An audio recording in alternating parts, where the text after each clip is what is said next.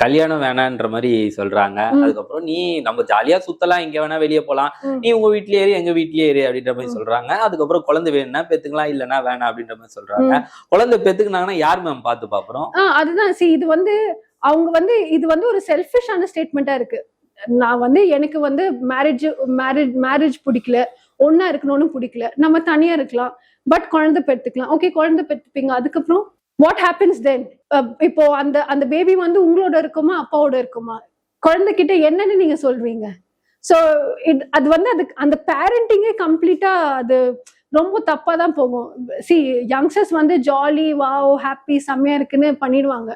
Ultimately அந்த அந்த பேபின்னு ஒண்ணு வருது இல்ல, baby is the most affected person. இப்போ ஜாய் கிறிசில்டா அண்ட் மாதம்பட்டி இஷ்யூ கூட அவங்க வந்து ஏதோ சண்டை போடுறாங்க, அதெல்லாம் ஓகே.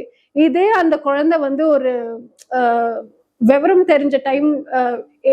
தெரிஞ்ச ஏஜ்ல வரும்போது அது எவ்வளவு கஷ்டமா இருக்கும். ஒரு ஐடென்டிட்டிக்காகவாமா நீ வந்து இவ்வளவு கஷ்டப்பட்ட, அப்பான்னு சொல்ல வைக்கிறதுக்கா நீ இவ்வளவு கஷ்டப்பட்டன்னு. So don't do such things.